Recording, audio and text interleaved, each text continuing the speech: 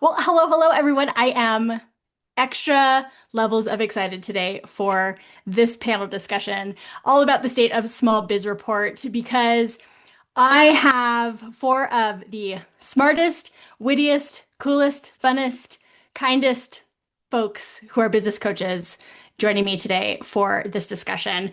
And I asked each one of them to come and be a part of this because they're all business coaches. They all have very different perspectives, but they're all like really good people who are, like I said, wicked smart. So, in case we haven't met before, my name is Taylor Cusick Coleman, and I am one of the founders of NG, which is marketing software that helps you plan, do, and review your marketing. And today we have Laylee and Molly and Frenchie and Angelica with us. So, I'd love for each of you to just give a quick introduction of yourself. And Laylee, let's start with you. Not me losing the unmute button like I'm the 87-year-old that I am. Hi, I'm Laylee Emadi. I am the host of the Creative Educator Conference, and I coach educators in the creative industry and speakers. And I'm just really excited to be here. Thank you for joining. Frenchie, how about you? Hi, I'm Frenchie Ferenczi. I am a business strategist. I'm also a fractional exec in women's health startups, and also like a burgeoning stand-up comic. So I'm like really like living my portfolio career life right now.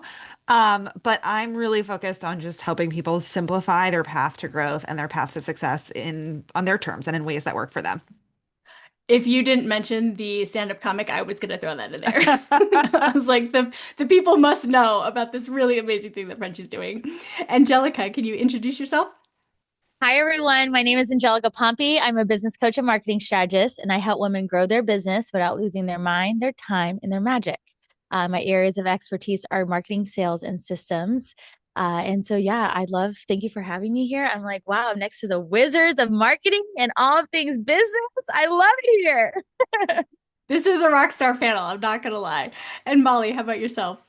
Yes. Hi, I'm Molly Balint, and I am a business coach and a storytelling expert. I really help women learn how to tell their story, be more visible in their business, and really hone in and work on their messaging. And I'm excited to be here. Thank you.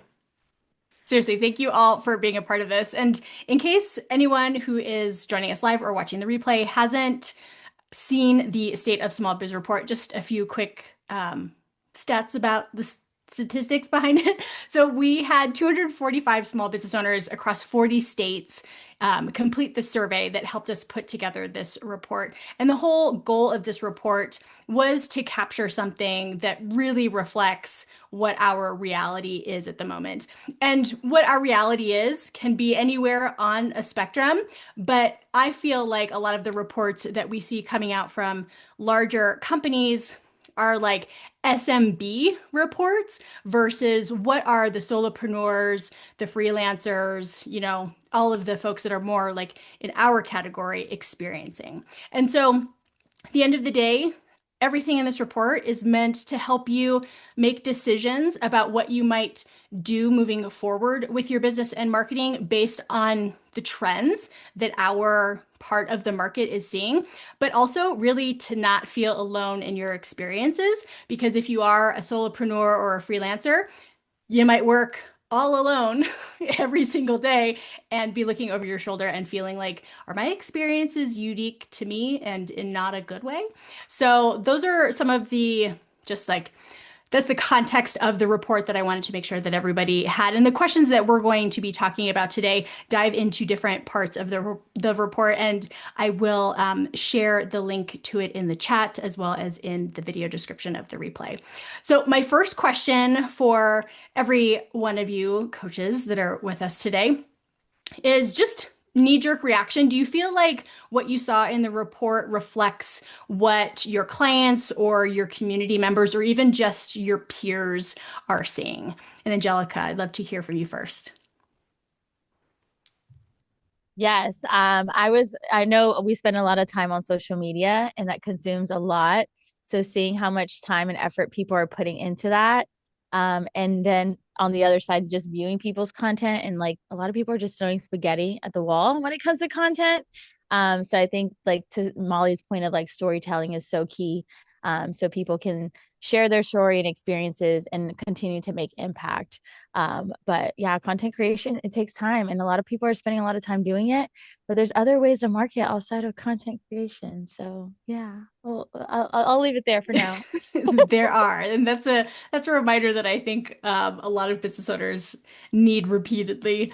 Frenchie, how about you? Do you feel like the report reflects what you're seeing out in the wild? I think so. And I think the thing that like struck me most about the report is how many different variables are shifting and changing all at once, which makes it so incredibly overwhelming as a business owner to navigate that change, right? If it's one change, we can kind of identify what's happening and adjust accordingly. But when there's a lot of like, incremental changes around us, we really need to take a look at the larger landscape and like zoom out. And that can feel really, really hard to do. So that's kind of what struck me most. And I definitely have seen that across the board with my clients. And Molly, how about you? Yeah, no, I loved it. I felt like I did have that sort of, oh, it's not just me kind of feeling looking over it for sure. I definitely have been feeling just like the shifting, the changing, like what's worked in the past is not working the way it used to. And I also feel like even as small business owners, and a lot of us are building personal brands, we're the face of the business. So I feel like we're being asked to hold a lot of new plates, balls, whatever that we haven't held before. And that's a lot of pressure too. So I think if I, that like sort of feeling, I think kind of started to come through in the report as well. And I think that, yeah, I just think that things are shifting. And I think it's like Frenchie said, it's like we're shifting in a lot of places. It's not just like one thing. And we will absolutely get into those Mm. shifts for sure in this discussion. I know that all of us have all the feels. Laylee, how about you? How did you react to the report? Yeah, I mean, I think personally, like from a coaching standpoint, it definitely reflected, I think, what a lot of my clients and a lot of like our attendees at our conference have expressed, especially.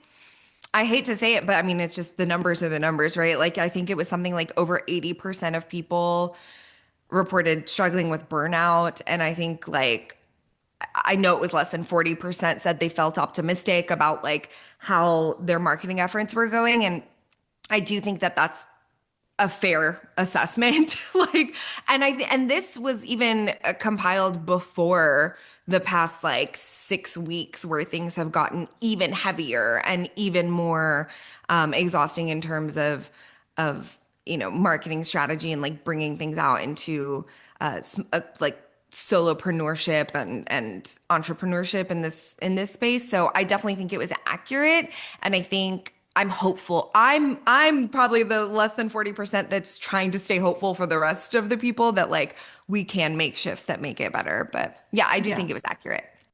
And is that the stat, or are those the stats that surprised you the most from the report, or was there something else that was in the mix that made you go, Honestly, I'm not gonna lie. I don't think much of it surprised me. I think it stood out to me the most just because hmm it was like a sad, like it made me sad, and it made me definitely like I actually felt I do, this is like completely biased because I speak on burnout a lot because I do think that it's very important to be aware of it, and sometimes I'm like I wonder if anybody is even still struggling with this. So it was solidifying that I think we all need to address that, and I wouldn't say it surprised me, but it did stand out. Yeah. Molly, was there a stat that surprised you or stood out the most? Yeah, I mean, actually, I thought it was fascinating, and I wrote it down in my notebooks. I'm like, I need to talk about this. But your connection between burnout and people who are completing the things on their list, I thought that was fascinating and such a fascinating connection that the people who are essentially like getting their marketing done, I say I'm going to get X, Y, and Z done, and I still get it done, like they are less likely to experience burnout. And I think, I don't know, we talk a lot in my membership about closing loops. It's not my concept, it's somebody else's. I'm blanking on who now, but like this idea of like a lot of the stress we carry around is from the loops that we're leaving open. And I just think that idea of like closing the loop on our marketing even protects us from some of that like overwhelm, burnout, and that sort of thing too. Yeah, I mean, in the end, like that's why I'm definitely going to ask Angelica about marketing plans. But I mean, that's a very simple way of closing the loop, right? Is to Yeah. create a marketing plan. And so that way you're not being left to make these big decisions about what am I going to do? And then everything's existential, right? So Suddenly. that's never a good place to be in.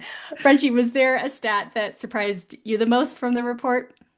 Um, so this is tied to what Molly was saying, but this idea of how few people are consistently completing the work. And I think it, to me, this isn't necessarily surprising because I see it all the time, but seeing it on a pie chart was really just like, oh my goodness. And I think it's like that half done work just weighs so heavy on people's minds. And I think that was what kind of stuck with me from that. Like, it is so hard to carry forward when you're like, I should be doing this. And when you sit down at your desk and you're not even sure which task you should complete, I think that's where like a lot of overwhelm stems from. And so I saw that and I was like, oh boy, we gotta check boxes. I love that. Half done work is heavy. I can see that as one of your next email newsletters. I expect to see it in my inbox. And Angelica, was there a stat that surprised you the most from the report? Yeah, I the how many people don't outsource things like in business. I'm a big advocate on outsourcing, rather like it's something small like your inbox or like tasking somebody to execute the marketing. You create the plan and have somebody execute it. And I was talking to one of my peers and she's like, yeah, girl, we can't be doing $20 an hour task anymore. Like that's beyond us. In order for us to grow and scale our business, that one piece of something that can help us elevate that outsourcing is very accessible now, and just really getting clear once you have a clarity on like what you want your business to go and how you want it to grow, what is that one thing that you can outsource to give you more time back, because that's how burnout comes. And like I'm sure we've all been in those shoes. It's like we have to do all the things, but do we have to? Ask yourself, do Hmm you actually have to do all the things, and just hmm strategic with that. Yeah, and I was just looking at some of the stats again this morning, and of the business owners who rated their marketing in 2025 as very or extremely effective, only 26% of them were doing all of their marketing tasks alone. So Mm. overwhelmingly, most of those people who feel like, yeah, my marketing wasn't like a hot box of trash in 2025, like they weren't doing it all themselves. So yeah, I agree that that is a very interesting stat and one that surprised me for sure. Okay, so about that sort of like hot box of trash, Frenchie, I would love to talk about sort of why marketing just felt harder in 2025 for a lot of folks. And we've already talked about how 80% of business owners who took the survey said that they had experienced some form of burnout. And the interesting thing is the survey, I sent that out in September. So there was an entire quarter left of the year for people to like feel even more burned out or experience it for the first time. So I would take an educated guess that it's actually higher than 80% after the entire calendar month. But um, what do you think shifted the most in marketing? Because you alluded to that earlier, that there are all of these things that are changing. And when that's the case, it makes it harder for us to come up with a plan to make a fix. So I'd love to hear your thoughts on just like the messy soup that is marketing at the moment. The messy soup. That's another subject line. We're just gonna collect them today. So I think there's a couple components. I mean, I think that the tricky thing about marketing in general is that attribution is really hard. And so I think that as a rule, right, figuring out what's actually working for you can be really challenging if you're doing a lot of different things.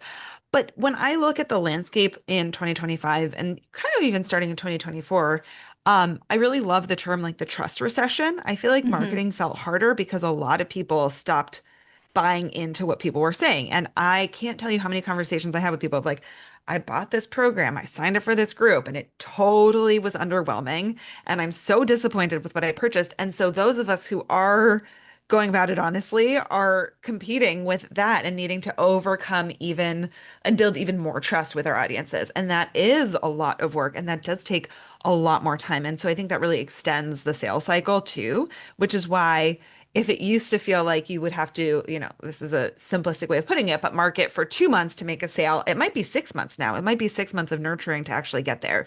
And so that's a huge shift as we think about our strategy and our plan.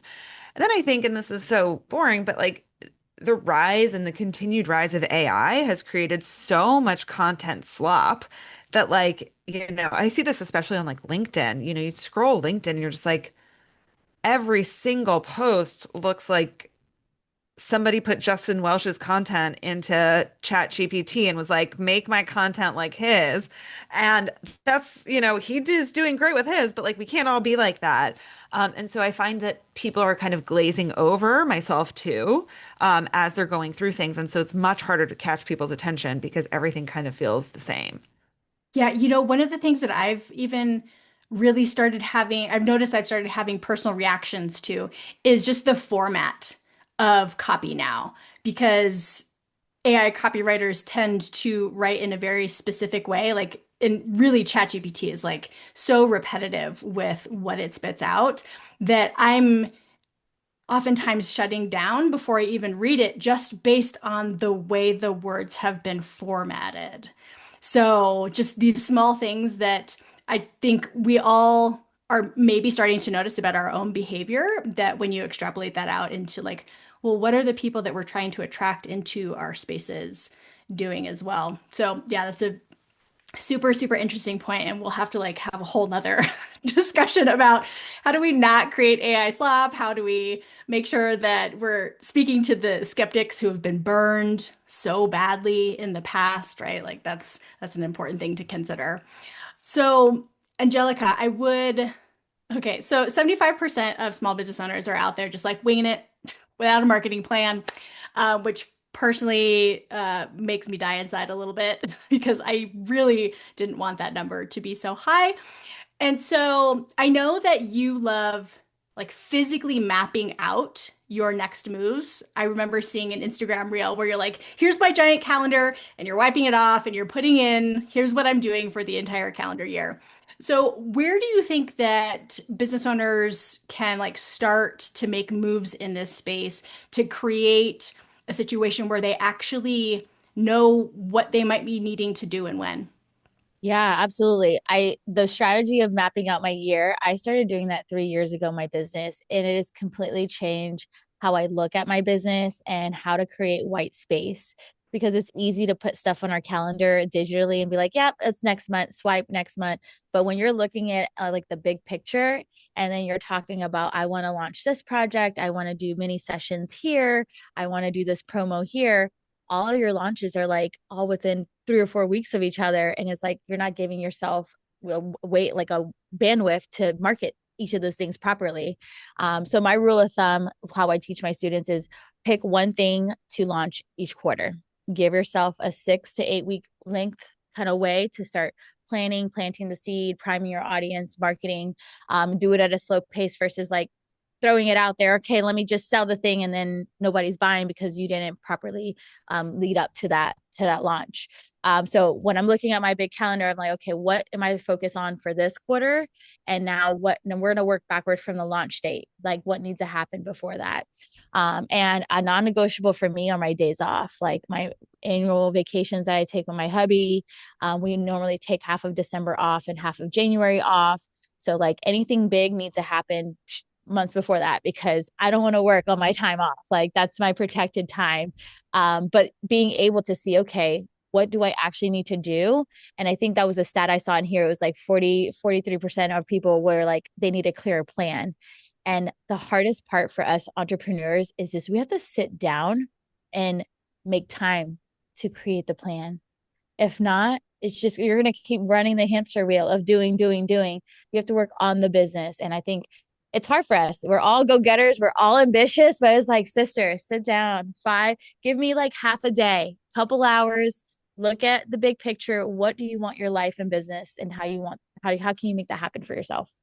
I love that. Like protecting not just the time that you've set aside for living your life and being you, but protecting the time that you need to actually work on your business. Like Mm-hmm. that is, I'm someone that if it's written on my account, I write in my paper planner in pen because God damn it, I'm going to do it come hell or high water. Like, and I'm going to protect the time that is needed in order to get said thing done. So I might be a little bit extreme about it, but like creating the white space around the important things personally and professionally, I absolutely love that so much. So thank you for sharing. Yes. Okay, Molly, half of small business owners said that they would walk away from at least one social media channel if they could, and probably never look back. And, I love all of the content that I see coming from you about taking a different approach with social media. And when a lot of business owners feel like they can't walk away from social media, what's something that you suggest that they do that might make it feel more accessible to either stop doing it completely or slow it down or just make it fit a little bit better? Mhm. I could talk about this for 3 days, but a couple of things. I think that you have to think about where your people are and not just where everyone else is. Like you really need to think about that from just a strategy standpoint. And then let's say they're on a platform that you don't love. I think the most important thing is you have to figure out how you enjoy showing up on that platform. Like if you are like, man, I could show up in my stories every day. I don't have to put on makeup. Like I just love chatting with my people and I just want to post like one random thing in my feed a week. Like you just need to embrace what you're good at and where you feel the most comfortable because if it's always a battle, you are not going to want to do it and it's going to be so painful. So I feel like just giving people like permission to just lean in to the like obviously the side note to all of this is like if you're going to lean in really hard, you're going to see growth faster. But at the same time, like we have to still protect ourselves. I think we show up best when we are taking care of ourselves the best. And so I've been telling people lately, like, what do you love about it? Like, where do you want to show up? What are you good at? What feels comfortable? Like, lean in there. I don't think it always has to be hard. It doesn't always have to be about like, pushing ourselves out of our comfort zone. That's important, but it doesn't have to happen all the time on every single thing. And so I think that's an important thing to consider is just like, where do you enjoy showing up? How do you want to show up? Lean into that. And then consistency is literally just what you can stick to consistently. Like it is not 5 days a week. It's not 7 days a week. It's whatever you can stick to.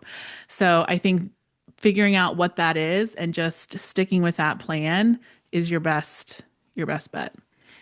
Yes, I love that so much. And I'm also like selfishly very thankful that little bits of everything that y'all are saying are things that I'm also constantly a broken record about because it makes me feel like, okay, yes, yes, yes. These are the right sort of mantras and mindsets Yeah. to, I mean, when push comes to shove, like survive this part of our business and in what's not an easy time or place to be trying to push forward.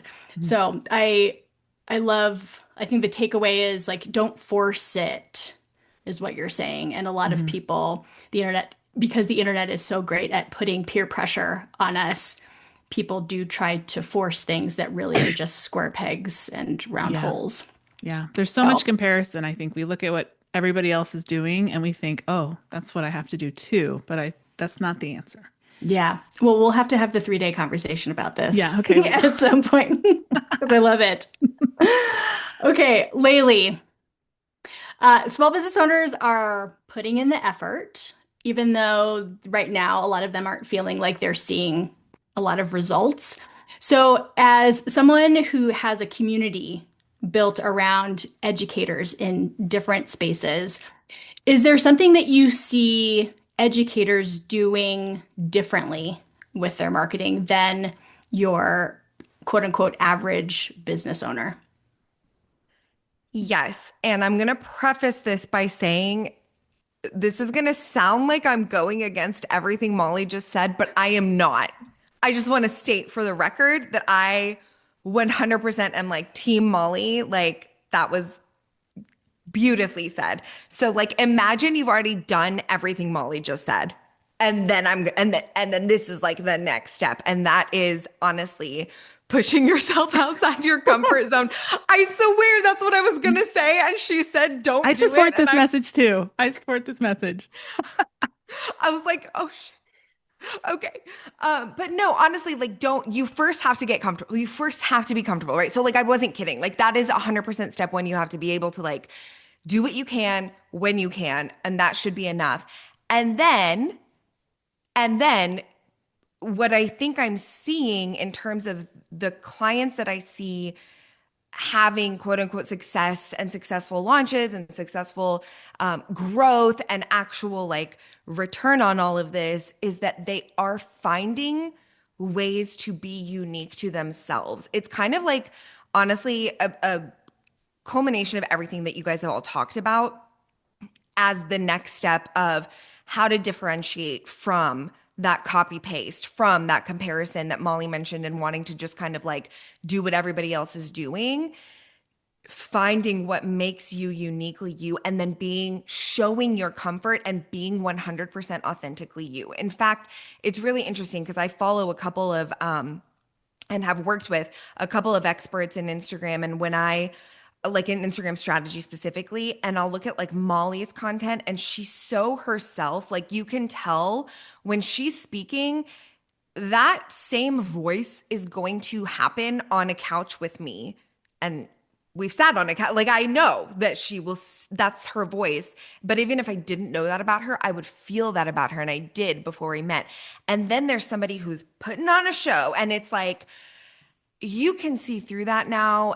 And the trust recession that Frenchie mentioned is absolutely 100% accurate. And it's something that my community specifically is up against. That's us, right? The coaches and the educators with ethical. Anyway, I'm sorry, I'm rambling. But also, I think it's pushing yourself outside your comfort zone once you found your area where you feel comfortable, finding a way to lean into what's authentically you, and overcoming any hesitancy for visibility for the truth of who you are, and being able to actually then consistently show up as yourself truly so that people can see who they're investing in, and then they feel comfortable trusting you with that investment. Mhm. This is what you're sharing is very, very similar to something that, like, I don't remember exactly how it got into my mind, and it's like such a nerdy, like math way of saying this, but a lot of people have regressed to the mean. And that's why there's so much sameness. And so right now, even for NG, like we're starting a huge repositioning project next week that we're investing many of our hard-earned dollars into. So fingers crossed, wish us luck.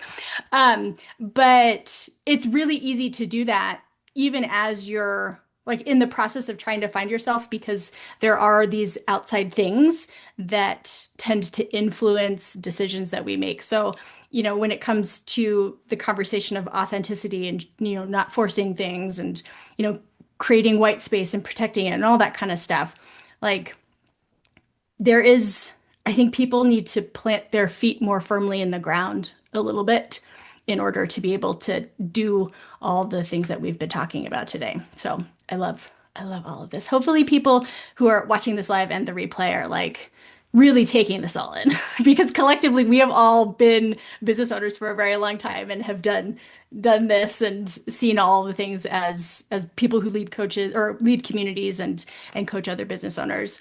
So I have two more questions for all y'all. And the first one is, without getting political, it's like slightly political, but like not really. So, because customers' ability to pay significantly impacted 31% of the business owners who took the survey. And, what's impacting customers' ability to pay? The things, the macroeconomics of it all.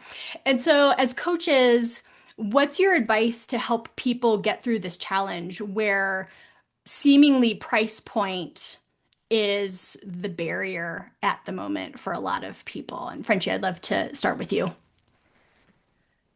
Yes.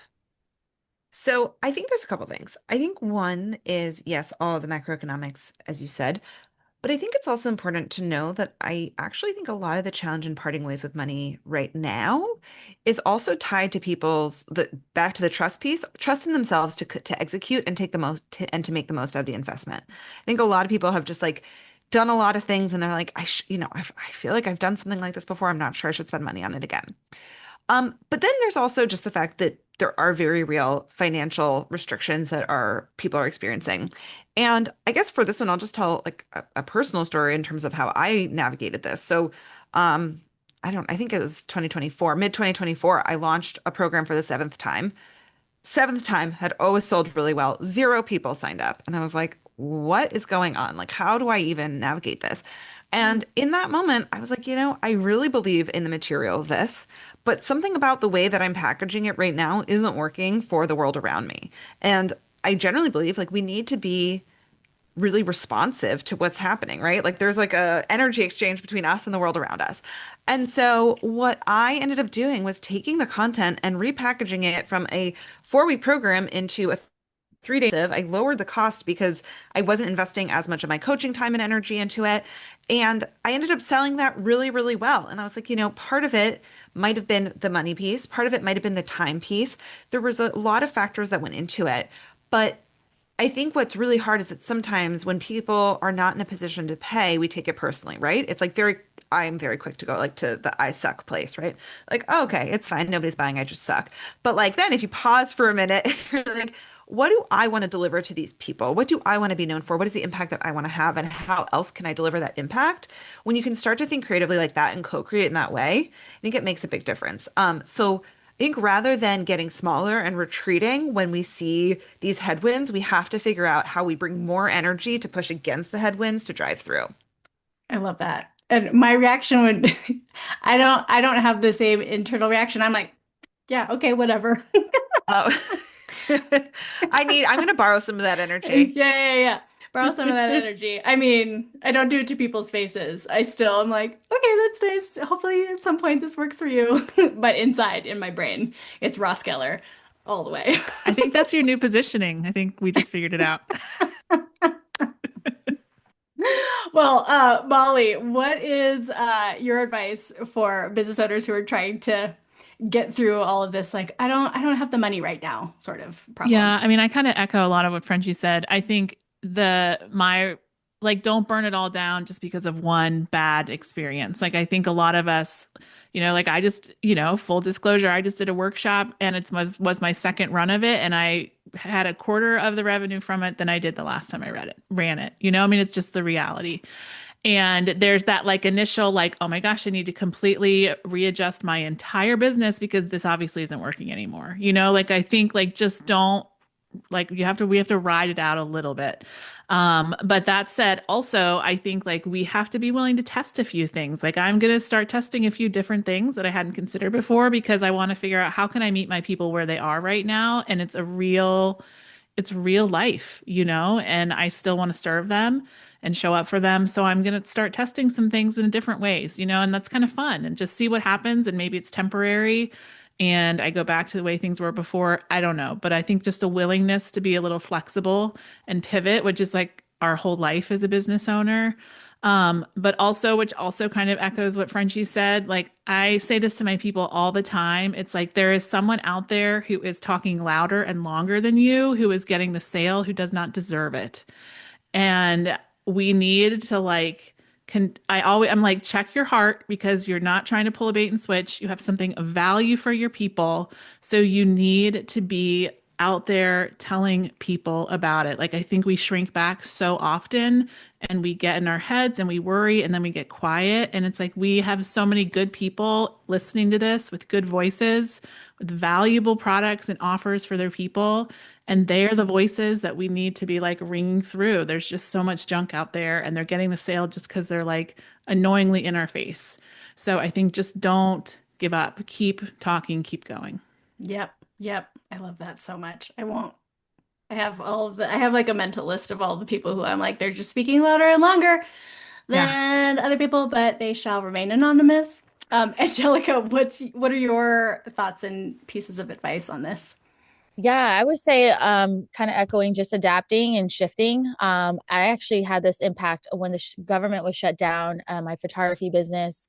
I do primarily boudoirs, so it's a heavier investment. And I had two clients. They were like, I think I'm gonna have to cancel my shoot. I'm like, well, normally I would have a rescheduling fee, but I understand this is like out of our control. So I would love to still like serve you. And I reschedule them and they just came in like 2 weeks ago. One of them came in 2 weeks ago and she was just as happy as a clam and like being able to still serve her and do what I was called to do. And so like sometimes we can bypass our own like rules and things to accommodate the scenarios in the state that we're in because I mean, that was literally, I couldn't tell her like, don't eat because you need to come do your boudoir. Like that's not fair to her and her family. So I made those adjustments and she was so grateful. She sat on this couch of mine and she's like, oh my God, I'm just so happy that you were like willing to reschedule me. I was like, girl, no worries. They slayed.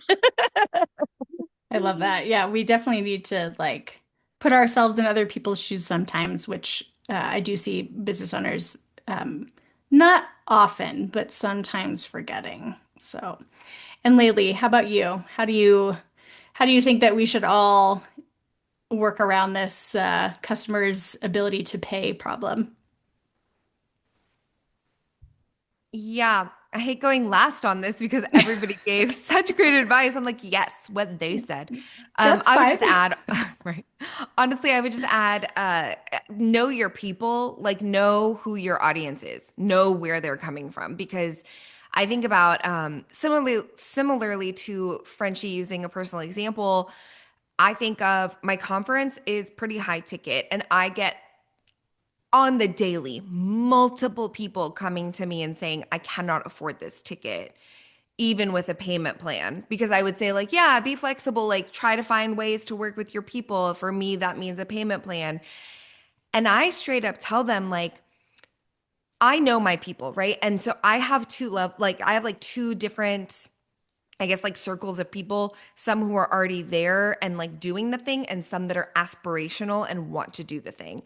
And if they want to do the thing, but they can't afford to do the thing yet, I'm never going to tell them, yeah, join a longer payment plan and put yourself into debt to come to this. I will never do that. I just don't believe that it's a good idea for them. And so I know my people, but I have a membership that's like dirt cheap that they could Hmm. join and try to like work their way up in a couple of years. And then if I'm still doing it, come to this. Or if I'm not, somebody else will be. You know what I mean? And so I think knowing your people and creating ways for them and pockets for them to get something when they're having a hard time getting everything is like such a good win-win. And understanding that I always say this is like I've probably just beat this phrase to death in the past like 13 years of business, but like your business should have the longevity of the lifespan that you want it to have. So it shouldn't always be about the quick win and the quick sell. Like this launch might not go well, but hopefully somebody is getting something to stay with you long enough to be able to get there and give you what you want at the end, if that makes sense. It makes all the sense in the world. And Frenchie put the pull quote in the chat because as soon as I heard that, I was like, oh, yes, yes, yes. You like give them something when they're having a hard time getting everything. So many good one-liners. I will give the replay to all y'all so you can use and abuse this content as you should. Okay, my last question is the let's get snarky knee-jerk reaction fire round. Answer to the question. I mean, it's okay to take the soft kid gloves off for this one.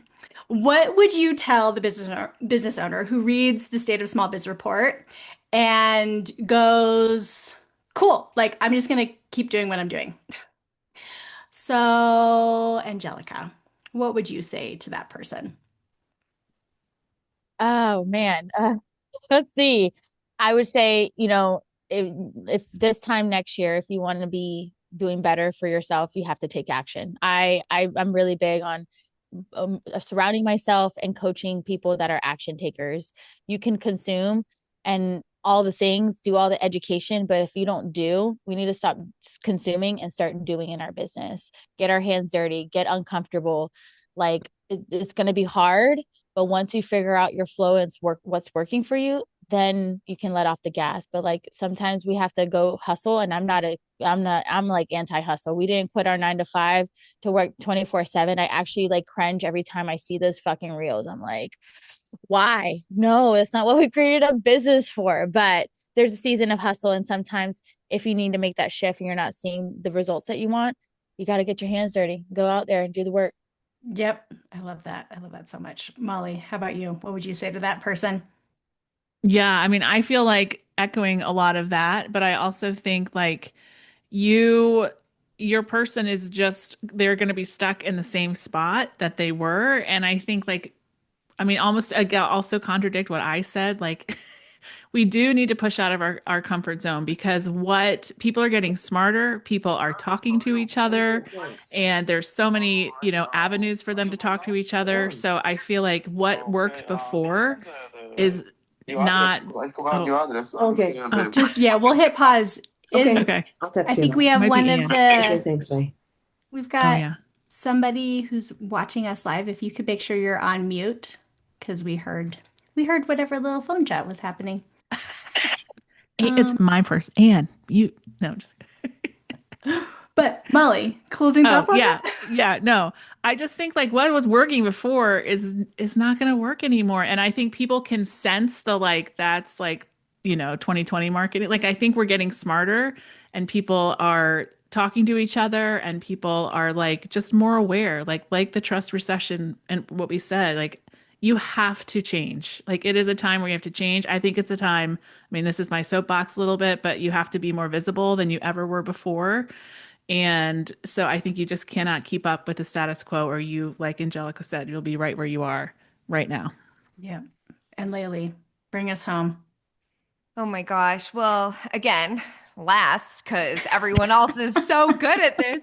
I will just say, and this is not something I'm making up on the spot, but nothing changes if nothing changes. I think at the end of the day, if you are unwilling to take risk and actually move forward on something, the likelihood that there will be a different outcome is next to nothing. You have to do something for outcomes to change. So if you are unhappy with the way things are going, if you are burnt out, it's just you're literally doing that whole like definition of insanity, just like doing the same thing over and over and over again. And also I will say like I am a little sassy, but I'm going to actually be kind here and say like it's okay. Don't be hard on yourself, but work on your self-awareness because at the end of the day like it's you standing in your own way 9 times out of 10. Yep. Yep. Oh, Frenchie, you're Sorry. back? That's okay. Yeah, my Wi-Fi just like literally stopped working, just Oh, entirely. fun. Really fun. So fun. So fun. Well, since you were able to join us, what would you say to the business owner who's like, I'm just going to keep doing what I'm doing? I think I would just say try one new thing. I think it can just feel so, and maybe somebody already said that, so sorry, I missed it. Nope, nobody said that. I think that you look at all the pathways and all the potential opportunities, and it can feel very, very overwhelming. And it's like, you don't need to do all of it at all. Nobody does, and nobody can. But like, what is one thing that might unlock the outcomes that you want and do that? Yep, I love that. And my little contribution to this is one of my lessons from the mountain. I mean, go do something that's actually scary. And then you'll see that all of this is not actually scary. Like riding your mountain bike down a steep thing, or like, like the crazy shit that I have now, like, trained my body to need in order to do the hard work here. But it is sort of like getting out of your comfort zone in some ways. Go do something that is actually a little bit scary because there are very few things related to our business that are really scary things. So I am obsessed with the conversation that we had today, and I cannot thank each of you enough for being a part of it. I would love for you to make sure that everybody knows where they can connect with you, how they can work with you, how they can get in on your communities. So, Frenchie, how can people keep in touch or work with you?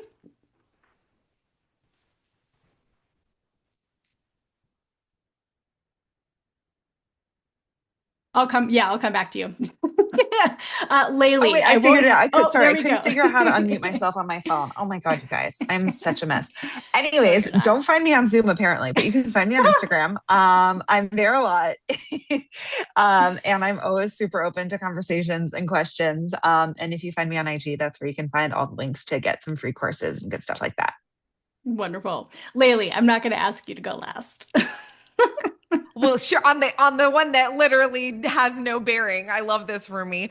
Same thing. Find me on Instagram. There's not a lot of Laylee Emadis in the world, or the Creative Educator Conference, which is our annual event, and I'm obsessed with it. And actually, Angelica and Molly are both going to be there on stage, so it's gonna be awesome.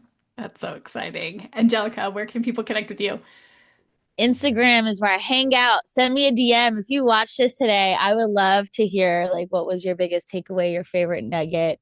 Slide in my DMs and so we could chat. There's tons of things. Business Church is my online membership for female entrepreneurs. So if you're looking for community and don't want to do things alone, there's a seat for you at this table. I love that so much. And Molly, where can people find you? Yeah, I'm the same. Instagram is my main place. It's just Molly.Balint.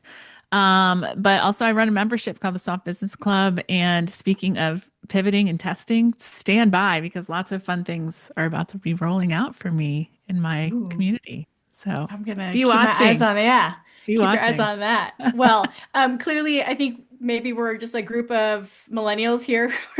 All of us are on Instagram. That is our jam. But seriously, I can't thank each and every one of you enough for coming and like putting so much thought into your answers and having such a fantastic discussion.